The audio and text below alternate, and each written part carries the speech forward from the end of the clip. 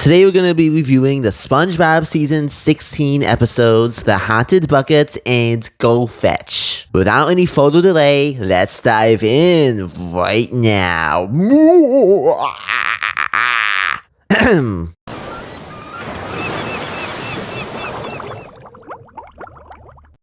If there are two things I love, it's SpongeBob and Halloween specials. Even if I am at the age, and have been for like a decade now, where I don't actually do stuff for Halloween, I just love stuff like those old campy monster movies. And just entertainment that has a spooky vibe and atmosphere, but not actually too over-the-top scary, cause I am a bit of a wimp when it comes to watching movies that are unnecessarily violent, bloody, etc. Stuff like Scooby-Doo, I love. And many of the past Halloween-themed episodes of SpongeBob, of which there have been a ton, I unsurprisingly love. Especially the stop-motion Halloween special they made for Season 11, The Legend of Bikini Bottom, which had an amazing visual style. I absolutely love stop motion. And speaking of animation, while these two new SpongeBob episodes are not animated in stop motion, which is basically puppet animation for those who don't know, it's actually very interesting how these two episodes that came out on the same day both have completely different animation styles. The first episode, or segment if you will, The Haunted Bucket, is 15 minutes long and animated in the usual SpongeBob 2D animation style. But the second one, Go Fetch, is a 6-minute segment animated in 3D. And while the SpongeBob spinoff Camp Coral was also 3D animation, this is the first ever episode of the main SpongeBob show, excluding the stop motion episodes, to be fully 3D animated.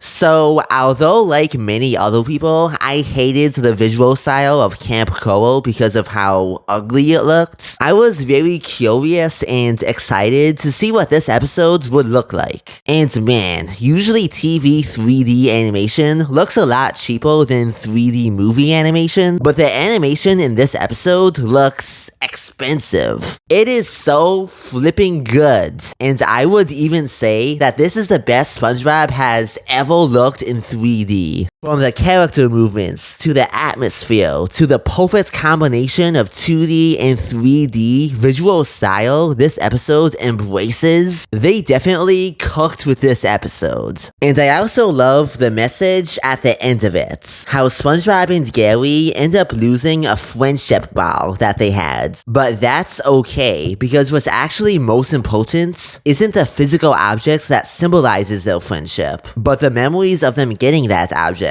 and also just spending time together. A message that, in my opinion, is also pretty topical in this age of everyone constantly worrying about taking pictures of everything and capturing every moment on an iPhone, instead of just deciding to take it all in and just enjoy the moments you have with your best friends, making something that even if one day every phone in existence suddenly disappeared, those memories with the people that mean the most to you, those will last forever. And although the other segment, The Haunted Bucket, is animated in the same style as most SpongeBob episodes, this one looks very good too. This one has so many awesome drawings and atmospheres, and just look at this opening shot. Say what you will about modern SpongeBob, I do usually prefer the laid-back style of classic SpongeBob, but it's also pretty dang incredible how, even though it's been on TV for over 25 years, and could basically just do nothing new and be on autopilot at this point, the show is currently pushing the limits of what TV animation can look like, especially in an age where TV animation is unfortunately kinda dead.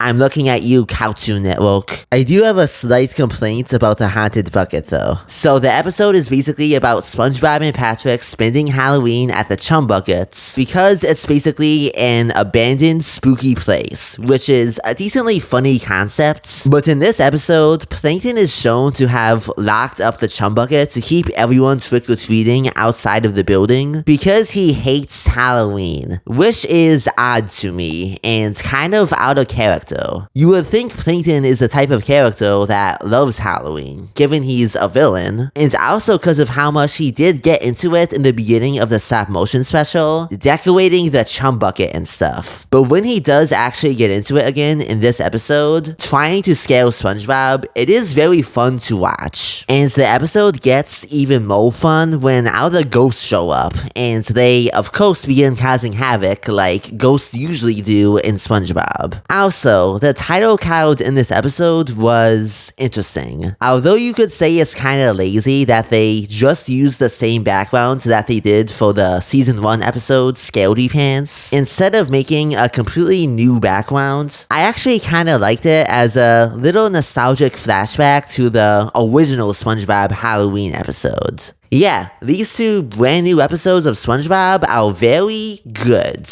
and I definitely enjoyed watching them. But what do you guys think? Let me know in the comments below. And thanks so much for watching this video. If you enjoyed it, feel free to like, share, and subscribe. Cartoon Post out. From my laboratory in the castle east to the master bedroom where the vampires feast, the ghouls all came from their humble abodes to get a jolt from my electrodes.